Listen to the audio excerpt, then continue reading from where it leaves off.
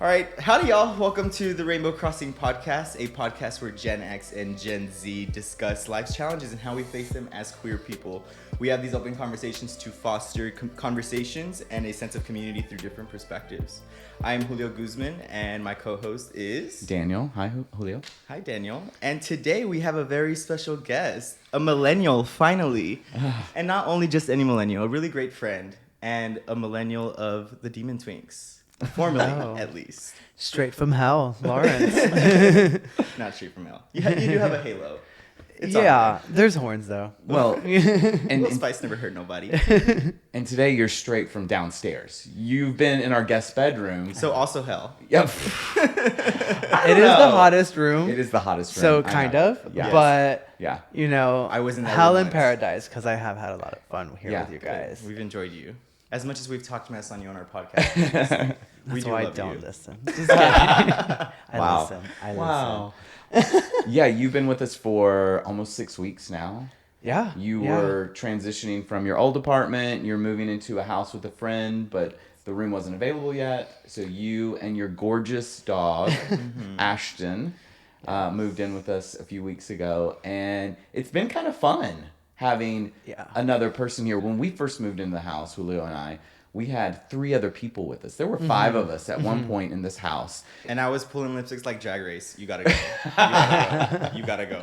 And the house was, you know, just not chaotic, but filled with so many different personalities. Definitely. I would come and It's cut hard. y'all's hair here, Right. you know, in Yeah. that meantime, and getting to see all the personalities that have kind of come through here. It's kind of like a little badge of honor to have, you know, passed through here and gotten to spend this time with you. And it has been amazing. I know y'all love the light of my life, my son Ashton, and have welcomed us both. And it has been so fun just sitting and watching TV with you guys and doing stuff like that, because it really does develop a different friendship that you didn't have before. Living you know? with someone changes the way you see them. Sometimes Absolutely. for the Sometimes better, it'll end friendships. and completely. friendships. Absolutely. It can make or break a friendship, and we've seen that. And I really think that it's really strengthened our friendship.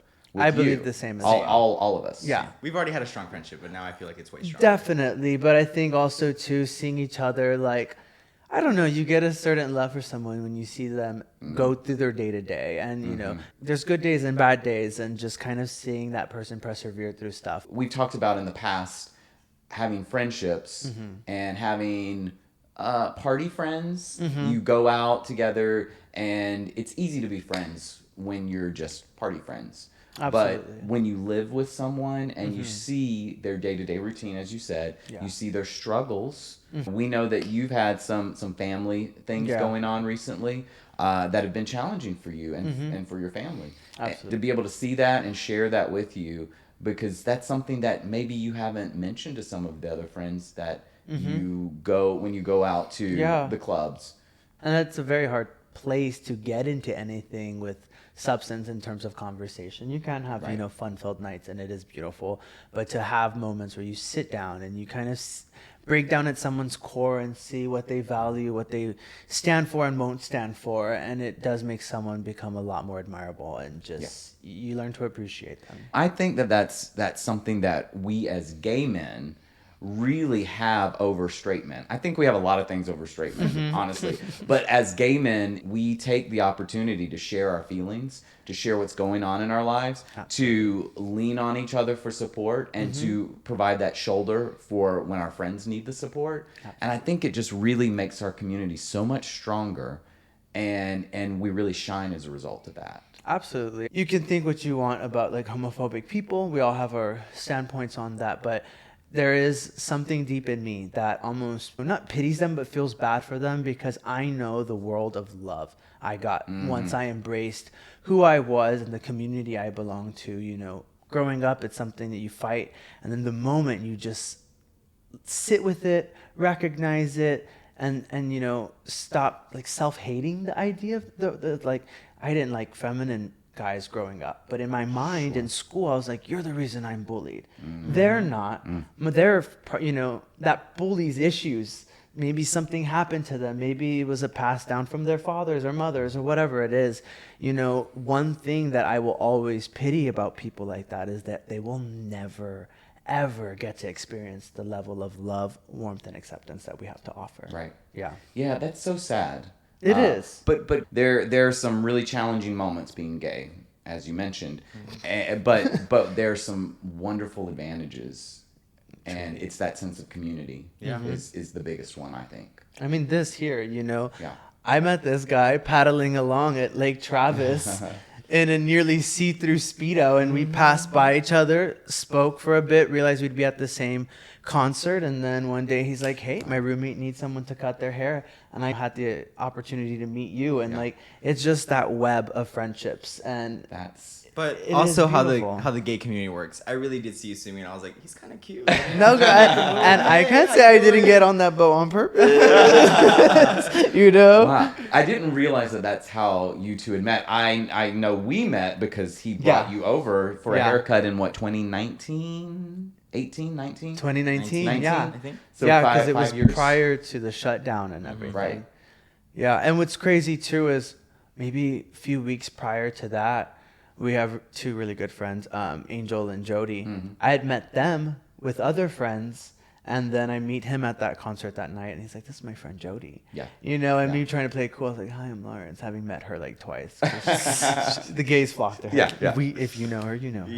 Yeah. It's so funny how there are some integral people in the gay community, whether they're gay or allies. Yeah, absolutely. I had Usually the allies are more known than they the are. gays. Girl. They are. I was at a Katy Perry concert Mm-hmm. in 2010 or 11. And I really was going because Robin was the opening act, and I love Robin. I'll take every chance I have to see her. Yeah. And there was a girl and a very cute boy standing next to us, and she and I were the only two singing the Robin lyrics because it was a sea of 12-year-old girls there to see Katy Perry. Yeah. And so we looked at each other as we were singing, and I was like, I don't know who you are, but I like you. And so we just vibed for the whole concert. And afterwards, we exchanged Facebooks because Instagram wasn't a thing then. Yeah. And we realized we had like 70 friends in common. She was already part of the gay crowd. You just hadn't met her yet. I hadn't met her yet. Yeah. I love that. Yeah. Absolutely love that. It's community is so important for the gay community.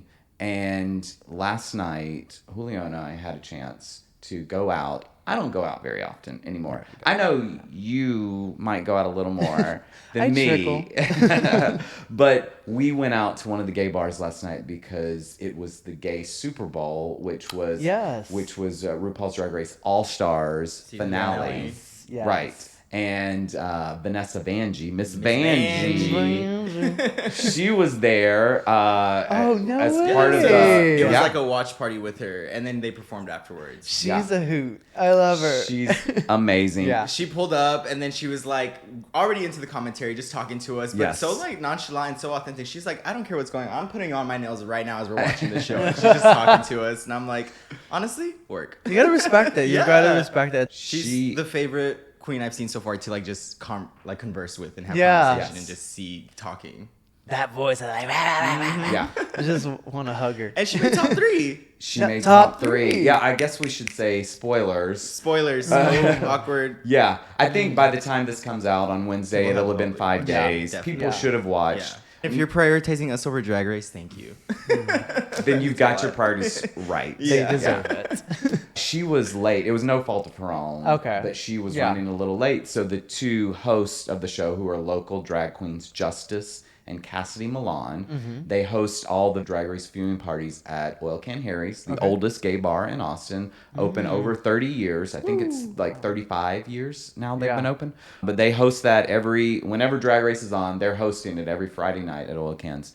And as they were stalling for time, they saw Julio and me, and they were like, well, we have a couple of local podcasters in the house. Oh my god, I was not in the right mindset. In front of everyone, it was a lot. It was and it was a packed house. It was sold out, and of course they came over with the mic. And it's funny because I have visions every once in a while. He mentioned this a couple days ago. He's like, Alright, when do you think it's gonna Raven. happen when someone like stops to Yeah. just recognize us, and then literally like 2 days later they're like stopping us in the middle of everyone, and it was, I wouldn't say nerve-wracking, kind of just like caught me off guard, specifically because I do self-medicate. And I was not at the right headspace to ask any questions. And I was like, yep, that's who I am. But they Very did. much that face. They did know us. They did come over and they talked to us on the mic a little bit. Yeah. And asked, what the podcast is about. And so it was a really fun first public appearance. Okay. Yeah.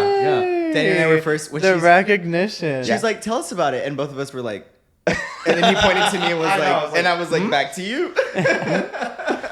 And I'm sure they were like, you two are on camera. Like, you should be able to do this. Well, yeah, but that's also different, It's right? way different. Like public speaking between. Yes. Yeah. I've performed on stages and also music, and that's a whole different energy. Like, if I'm pushing something that is myself onto the crowd in regards to my artwork, it's a lot easier because I'm in my own world. But when someone puts me on the spot, I'm like, yeah, give me a couple seconds to figure out what I'm gonna say. Like I absolutely kind of do it. Like obviously with shuffling, like I love to shuffle. It's cool, but it's like when this is an art in itself. We're having conversations, and He's it's an amazing beautiful, shuffler, and- by the way. Yes. He just Yeah. glides Yes. through the floor. But when people are like, "Do it," I'm like, I feel just cheesy, kind I of get it. dancing, I and I'm get like, it. oh, I don't like this. And then if I'm just in my own element and I can be on stage or not on stage or no people are watching me, but there's a moment that clicks, and it's Yeah. like, okay, I could do this. Kind of like my nerves before all this started, and Yeah. now I do feel normal. And there's Right. just a certain amount of click, but I guess that is something y'all now need to.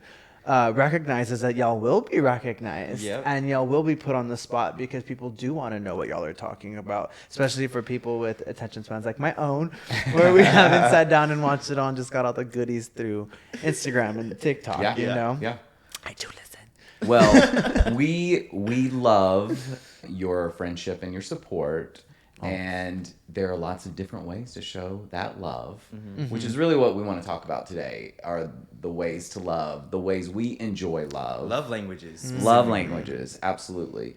And Which there are 5. there are 5. We can name them. Which just to start are? off with. It's going to be words of affirmation, physical touch, acts of service, and then it is also quality time and gifts. There we go.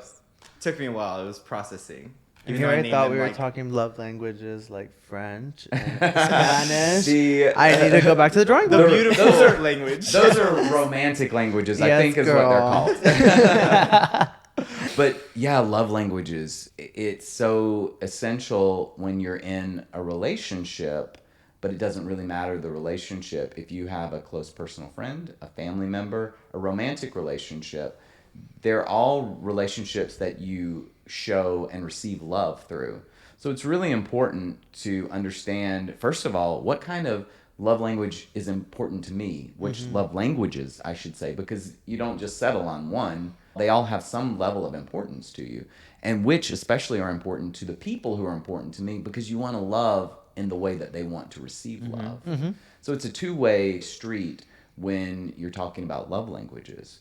So I thought we could just go through each love language and kind of talk about what's important to us and where we see the value, where we've had experiences with it in the past. Yeah. So where do we want to start off with, Julio? We can start with acts of service. I feel Yeah. like that's a pretty common one, I feel like.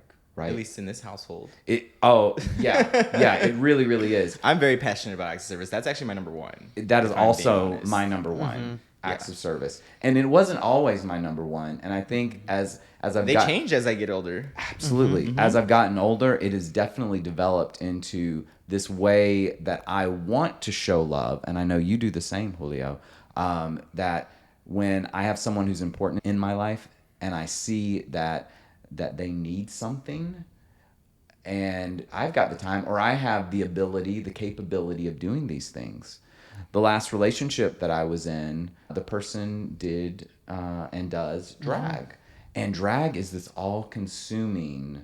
So much time. You know, you did some amateur drag for your 30th birthday a few weeks back. 100%. And you know from that one day how much effort it took. Shout out to She kinda served, my dolls. Yes, You did serve. Miss Rosie Vagina stole the night. Yes, What she was the did. name? Rosie Vagina. Okay. Yeah. It was a sensual character. But it was hard. It was tough. I was listening to the same song for so many times, you know, and you were consumed into that because you were helping so much because of how you love. Well, when you have a partner who's doing those kind of things, and you know, any artistic endeavor really it takes so much time. Mm-hmm. One project could take you months. Yes, absolutely. exactly. I think we all of us sitting here understand that. Mm-hmm. Absolutely. And having a person in the house who had a full-time job and was doing drag on the side, and how can I help? And it could be as simple as, I'll make breakfast today. I'll tackle the laundry today. It seems really simple.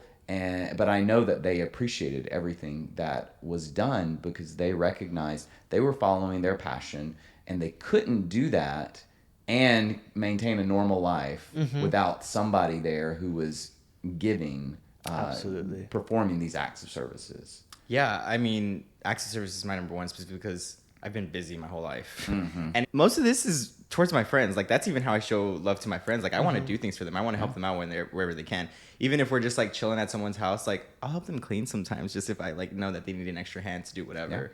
And when I know someone does that for me, I'm like, oh, and I don't even have to ask. Oh, It's just the most warm, thoughtful thing ever. yeah. That's the thing, is like not having to ask. But that's when either that's the way they show love and want to receive love, or they just know you so well. Yep. Which would be even better. Yeah.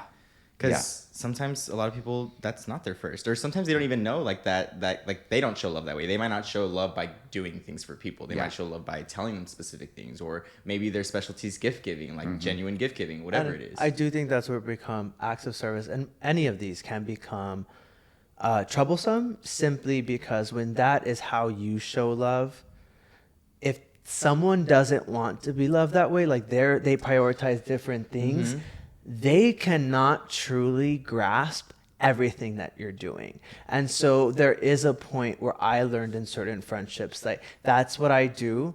While they do appreciate it, and it's not going unnoticed or unappreciated at all, that they're not seeing how much I'm putting into that. Right. And they love me differently, and they want this from me, but I was giving them this, right?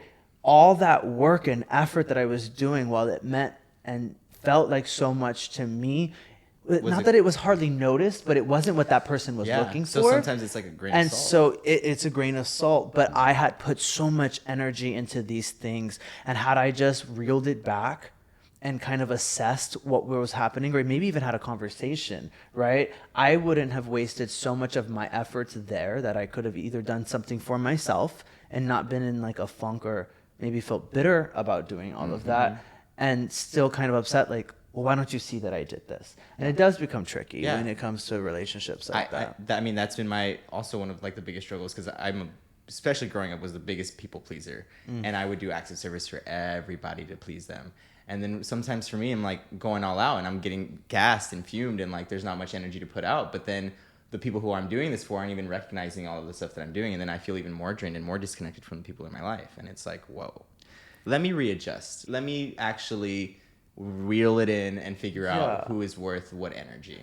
I think one of the underlying messages here should be that we need to recognize that because we love a certain way, not everyone is going to want that kind of love, and especially, as you touched on a moment ago, understand and recognize the love that's being given. I know from my personal experience, I know watching you, Julio, like, I have expended a lot of energy in the past with a friendship, a romantic relationship, and I know the value there. Because I put in all the time and maybe the money, and it wasn't seen for what it was. And it doesn't mean, like you said, that they can't appreciate, that they don't love you, but we need to stop and not love selfishly, which seems like a crazy concept, like a selfish love. No. But when we don't actually think about the other person, we're thinking about how we want to love someone, and that's not always the best way to love. So I think that's an important note to consider as we continue this conversation, and as we continue to put everything into practice here. And to always remember, as we're doing these things, these acts of service, these gift giving, the quality time, we got to fill our own cups up first. Definitely. Because, as you were saying, as a people pleaser, because I'm the same way, Like, you fill up somebody else's cup and then the next person's cup, and you continue to do that day after day, week after week.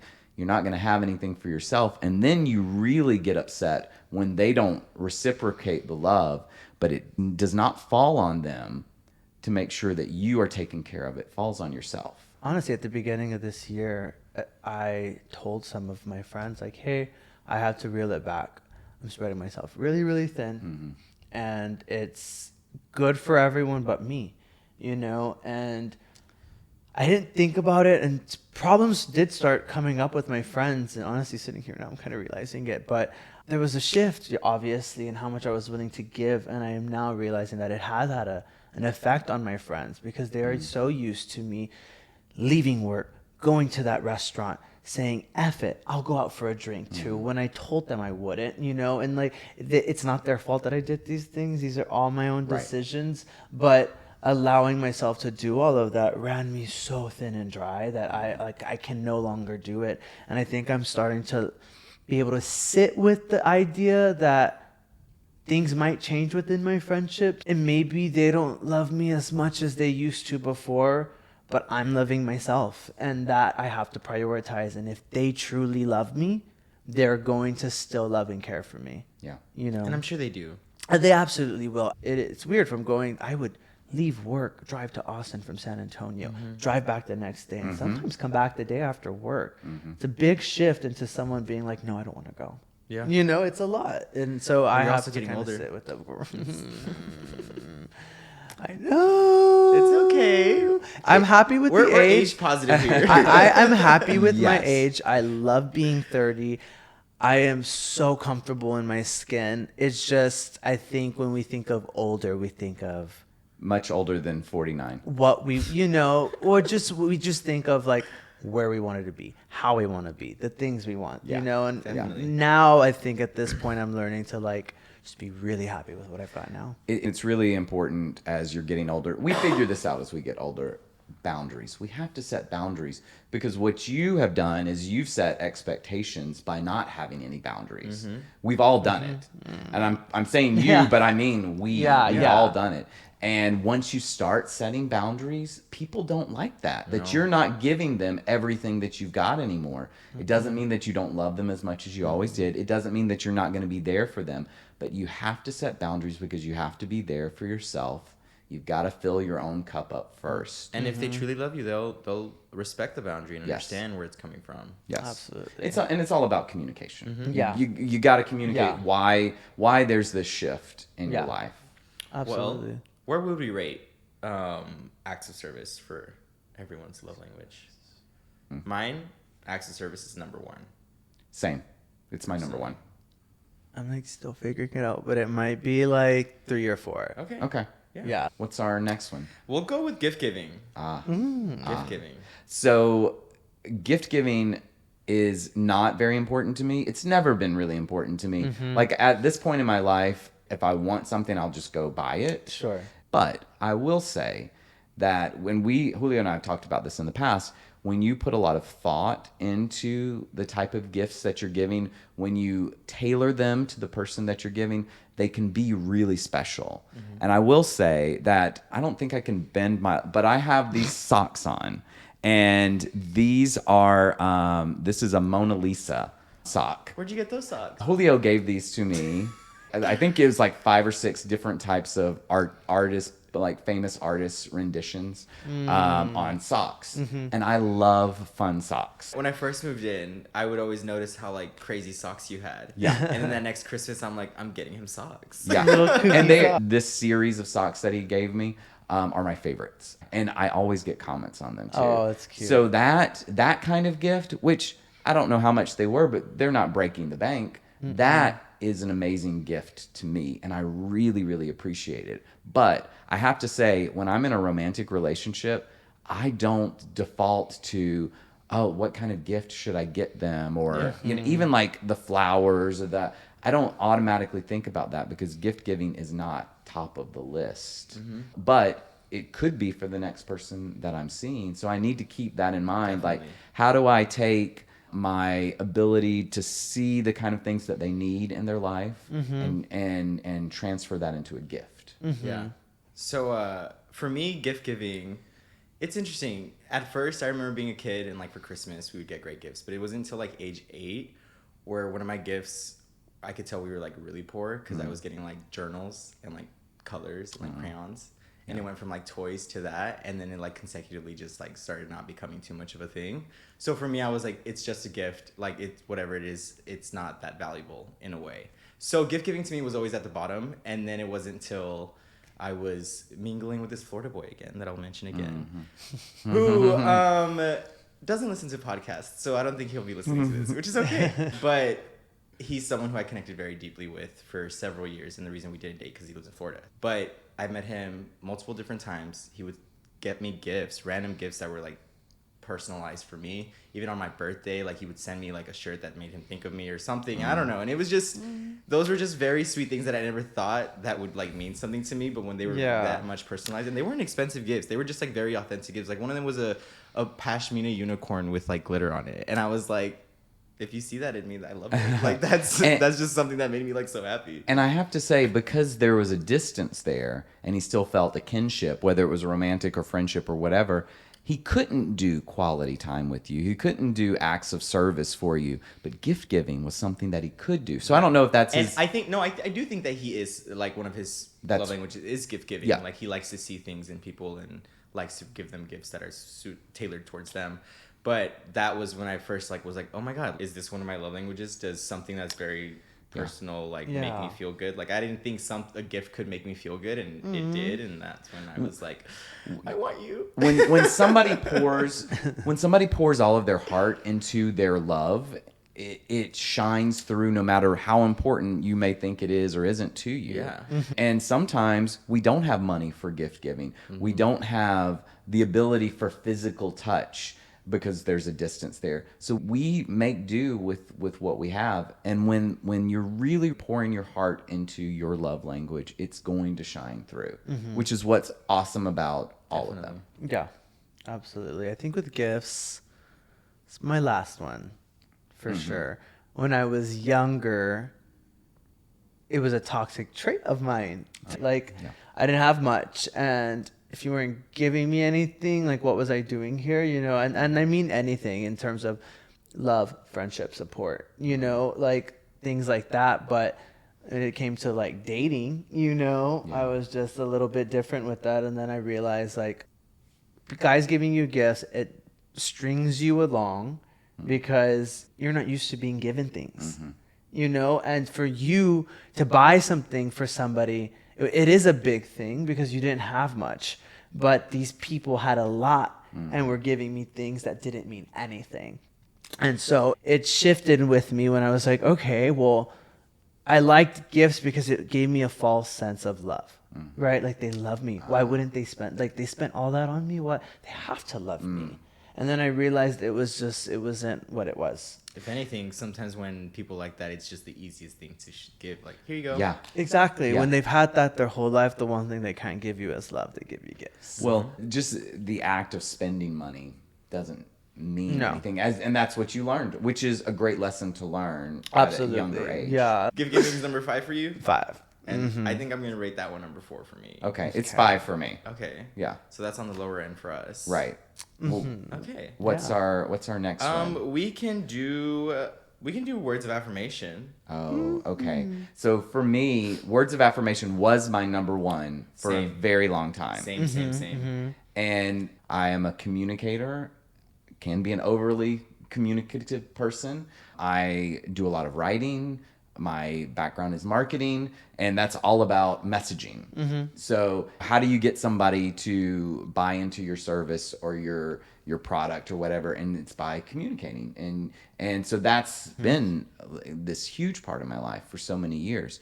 And recently we had the conversation about people say something, but they actually show you through their actions, you know, what they think, what they feel, etc. But for the longest time, for me, it was the words mean everything. That's how you communicate. That might even be common for a lot of gay people because it's something we haven't heard most of our lives, specifically from like other men or something. So growing up, maybe we do want to hear those things that we've never got to hear in our youth that are just so like reassuring to who we are. So I feel like that might be a common one for everyone to start with, because I know that's how I started. I know that like anytime I was messaging my first boyfriend, he would like tell me all these sweet things, and I'm like, oh my God, I'm in love. Like I've never had anyone tell me these things. And once it didn't start lining up with what he was saying, I'm like, okay, maybe words of affirmation isn't anything, because I need someone to deliver what they're saying. And if you're telling me all these love stuff, but I'm not feeling love in person, it's not lining up. That used to be at the bottom for me because I trusted nothing people said.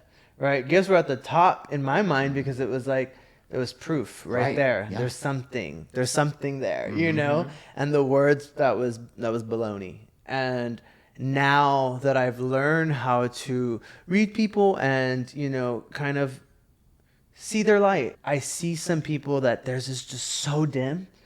And I've seen them either date my friends or be in our friend group at some point, but they just go and they steal that light away, and then they don't put anything back. Sometimes my friends do come and steal my light, you know? I stole his the other day when my cousin was in the hospital, and he gave me all his light. Yeah. But you know, I give back to that light. I give what I can back. And some people won't do that. And that is when it gets deceiving when it comes to words of affirmation. But now that I feel like I could kind of decide or decipher what's what, and now I love words of affirmation, because if someone can be so vulnerable and like so open about something, and you can tell sincerity in words. There's, you know, sweet talk, and then there's sincerity. And that is what I love. Yeah. Once you're able to tie words into someone's feelings and actions, then words can play a stronger role in how you're loving and how you're receiving love. Absolutely. Like nowadays, words of affirmations can still be a thing for me if, as sad as it sounds, when I'm going through a dark time and I can actually see that someone's telling me, like, I don't hear a lot of nice things, or I haven't heard a lot of nice things when it comes to me and like love, especially from a partner. Like sometimes the one relationship that I had went really dark and it did not go well. So now when someone has tried telling me sweet things, I take it with a grain of salt. But I do realize these things, or I can tell that they're being sincere when I am at a low point and I am feeling down to myself. Then that's sometimes when I do need to hear words of affirmation, but not from everybody. Like sometimes when friends try to cover me with words, I'm like, but if I'm like attracted to someone and they're giving me, like, looking me in the face and telling me these deep, sweet things, I'm like, okay, I actually believe you, and I'm feeling more centered. But I can say I witnessed someone say some words to you yesterday, and I think this is a great opportunity to talk about the fact that one of your artistic passions is music. Yes. And DJing, and you have recently recorded a mix. I have. You pushed it out on SoundCloud, right? I did, yes. And what's your handle? It's called Frequency Radio, but it's spelled Freak, F-R-E-A-K, and then Quincy, Q-U-E-N-C-Y. Okay. So Frequency spelled with freak, That's and fun. then radio. Yeah. That's fun. You mentioned it to one of our... Actually, he's more my friend because I've known him for several years. He's your friend, too. Definitely. But he and I pal around more than he and Julio pal around. And you said something about SoundCloud, and he went out and immediately listened pulled out his to phone it. And was like, what is it? And I was like, oh And my God, the support. yes, and he listened to it, and so after he listened to it, he came back and was like, I loved that. I worked out to it. And I guess there was an act tied to that to a degree, but there were some very strong words. Definitely. And I saw you light up when he said that. And because how can you not, like, somebody sees it's this. Nice to have your work that you're putting in like feel validated. Yes. You know? Yeah. And anyway, I saw words play a role in and a smile on his face. Yeah. And it's hard for someone to get me to smile with words. It really is. And, usually I'm just like, and he did it. So anyway, props to that. So words land where with us now? I think it's number 3. Yeah, for me, words of affirmation is number 3. It's right in the middle. Because it can go either way, you know? 2 or 3. It's 2 for me also. Yeah. It still plays a strong role for me. Yeah. Yeah. Gotcha. So what do we want to talk about next? Quality time. Quality time. We got quality time. Yeah. Mm-hmm. That's a good one. It's an essential factor, Yeah. right? Like, how can it not be an important part of a love language? Like, I love you, so I'm going to spend as much time with you as I can, and not just quantity time, quality time. So phone is down.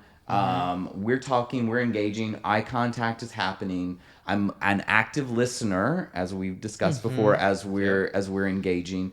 The things that you're saying, I'm picking up, and vice versa. How do you build a relationship without quality time?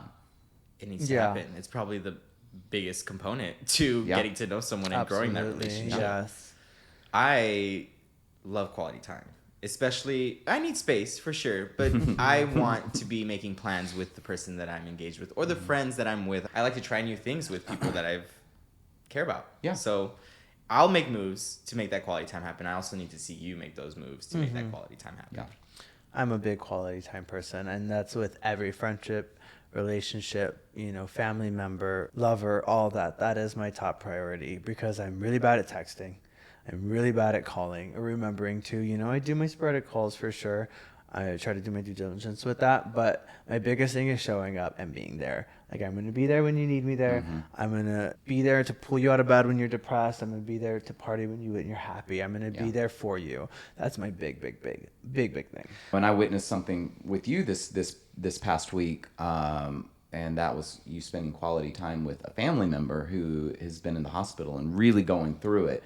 And I don't even think that they knew that you were there, right? They were at that point, unfortunately. Yeah. But it doesn't matter. You put in the quality time because that was something important to you. They are important to you. Yeah. And quality time, as you said, it's not just in the happy, fun moments. In fact, it's more important in those rough moments. Yes. Yeah. And so I see you living that, which is great.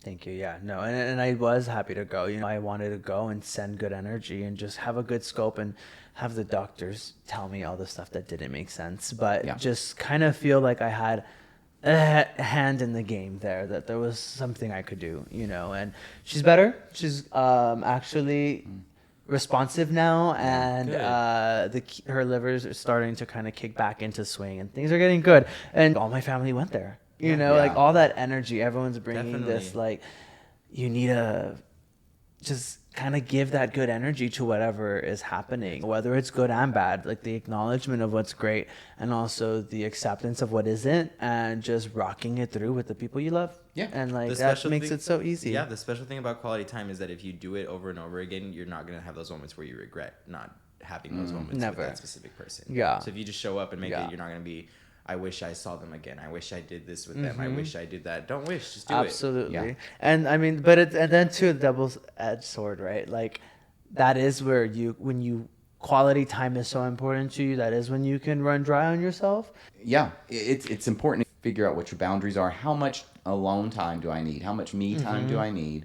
And finding that good balance there, which honestly is something that at my age, I'm still figuring out. And with every new relationship, friendship, romantic, otherwise, it's different with each person. So you got to continuously figure it out. But if you're not putting in that kind of effort into loving someone, what are you doing? It's not worth either of your time if you're not willing to go that distance. Yeah, 100%. Yeah. Well, where's that rate for y'all? For me, quality time is number 2. It's 3 for me, but it's like a close 3 to 2. Gotcha. I think it's 2. Yeah. I was gonna say I think it's 2 for you. So then that leaves it. The last one, physical touch. Yes. Whoa, my favorite. Apparently. So I think we need to put a disclaimer on what physical touch actually is, because it's not just the act of good loving, Yeah, I'm a fucking hairdresser. Sorry, I couldn't hear you. I'm a hairdresser. Like, there's physical touch is a big thing for me. Like, there are people, like, I have a headache and I give a little extra thumb, and sometimes someone's telling me a story and I stop and I put my hand on their shoulder because I could recognize that they need to feel something. I think that physical touch is such a big thing, that a lot of people don't get. These days, newborns, you'll see the dads with their shirts off and holding the baby to their chest. And I always see the comments of ignorant people being like, what is that, dad? Like, why is the dad trying to breastfeed the kid? And it's that physical touch bonding that is so critical at that early age, but it continues on. And it's something that I recognized in this last year of my life. I had been single, and I did not go on dates. I didn't do hookups, anything for the last year. And I found myself craving physical touch, not sexually at all, but it's just like sometimes when friends would hug, I would hold that hug longer than maybe I normally would, because that physical touch, it was revitalizing me a little bit. We talked about on the podcast a week or so ago that, I have gone on a first date, had a first kiss that I hadn't kissed anybody in a long time either. And even if that was the only thing that ever happened between me and that person, it was such a nice experience. And it really reminded me how important physical touch is. Because physical touch has not been at the top of my list. I do understand the value of it. But once you don't have something in your life, when there's an absence of a type of love, you really understand the importance of it. And it's also like rather infectious. Little side note, kind of crazy story, but my father passed. He was a mailman. Everyone's kind of leaving or retiring that had worked with him, and someone asked my grandma, "Do you want to come pick up some plaques and stuff that we had for him?" And she said, "Sure." So she goes, and someone stopped and was like, "Hey, you're Larry's mom, correct?" And she says, "Yeah." She's like, "I'd like to tell you a story. When your son started, it's a bunch of retired veterans and just rougher people, and even the women here, they're a little bit more rough because they're around men just in general." She was like, "Your son came in hugging everybody." And she told my mom, like, "Your son turned this into a place of rough, rugged people, and they're now all hugging each other. Good morning, goodbye." Their friendships have evolved just because of one person hugging someone. And then, like, who knows? Especially a fucking straight man, they need some love. Those edges are ruffled for a reason, and it's because no one has soothed them, no one has loved them, and they don't know how to have an intimate relationship with a man. No. As a friend, as a father, as a son, those are very hard to gain. Yeah, so physical touch is actually number 5 for me. Yeah. As surprising as that sounds. As surprising as that sounds. I know. All right, shook we are. You can be shook. I'm not saying I don't enjoy my little sexual moments or my touching moments, but it is number 5 for me, specifically because, like, growing up, there's just been a lot of, like, sexual trauma in my youth. So it's something that's, like, just been around me my whole life, that it's probably the love language, even though it probably wasn't love. It's the one that I experienced the most. And sometimes I won't want to, or, like, hugging, or, like, if I'm on a date and, like, just the physical touch, like, just from being in the closet, like, I just never really opened up to it. And especially with, like, all that trauma from my youth, there's just been this weird mix of, like, I don't really like being touched or, like, touching people. If I'm doing something, if we're getting sexual and all that, then there's different energy for sure. But when it's just me and, like, love, to me, I don't feel love that way. If I'm down, a hug is nice from the person that I'm needing it from, but I don't need a hug from everyone. Right. Which the gay community often hugs. When we meet new people with gays, usually it's an embrace. But I do think you bring up a very important point in that these love languages can be abused. And they can set us on a trajectory that changes how we view love in certain ways. And it can take a lifetime if we ever find a way past it. But I do love making people feel good through, like, massages and stuff sometimes when I'm, like, with them. That's a whole different... And that's controlled too. That's more of, like, I'm in control of, like, how I'm giving you my physical touch and love instead of just, like, being in control. I do have a friend who... We recently were talking about some relationship stuff, and he had to be like, "Don't touch me." Yeah. And, it's not a bitchy thing. It's not a malicious thing. It's a boundary. I don't want to be touched right now. I have limits and limitations, and this is it. Yeah. And respecting that, and, like, someone not being, offended by, like, my boyfriend doesn't want to touch me. It is a serious thing, and it's a much bigger picture than you. There was a whole life prior to you being here. Yeah. Respecting that is very important. Yeah. Like, it is Leo season, so our Leo friends are out and partying and all that. And Lawrence and I are going to a friends gathering tonight. But yesterday also went out to celebrate some friends, and I went dancing. And there was a guy who was trying to dance with me, and great person, sweet guy. I know him, but I wasn't feeling that energy, and, like, I just wanted to dance by myself. And he kept being like, "Come on," and I'm like, "I'm not feeling this. Like, I didn't know how to like say no completely without being a dick, because this guy is a nice friend. But It's hard. It's hard to just be like, hey, I kind of just want to be myself, and I don't want you to get offended. Yeah. But I slowly just like drifted away and was like, hey, dude, like I just want to dance. Yeah. Yeah. Love is so complicated because not only do we have to deal with how we're feeling and how do we communicate that with somebody, but we have to deal with how they're feeling and what that means in relation to ours. So it can get really complicated. Absolutely. But this is such an important conversation, and I hope people continue to talk about how they love, how they want to receive love, how their friends, lovers, family members want to receive love. Definitely. As an ongoing conversation. And that's what love is getting to know the people that you're with, getting to know the people that you care about. That's true love, is doing what they want and also being okay with it. And love for yourself.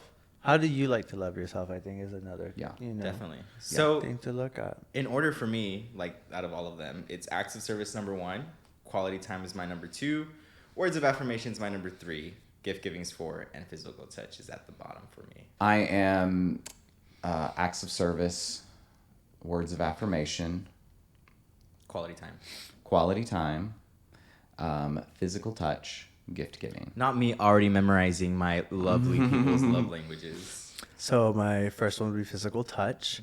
Second, quality time. Words of affirmation, acts of service, and then gift giving. There we go. Yeah. Well, Wow! thank you for coming. Thank you, Lawrence. Lauren. Thank Our you for millennial having friend. me. And Thank we're you. gonna Anytime. constantly have millennial outlooks come in, because we already got Gen X and Gen Z covered. Yes. Yeah, But y'all need maybe a little maybe you'll come back. millennial We'll me. get back to you if you didn't make the cut. We'll see how the numbers work out. The and numbers, then- let the numbers talk, okay? I'm joking. Let the numbers I'm talk. joking. You're lovely. I'll be always back, lovely. girl. I'll be back whether you want me to. Thank you for joining us today. Thank Thank the audience for joining us today. Thank Please you. like, follow, subscribe, comment. Yes. And we'll see you next week. Definitely. Love y'all. Bye. Love you.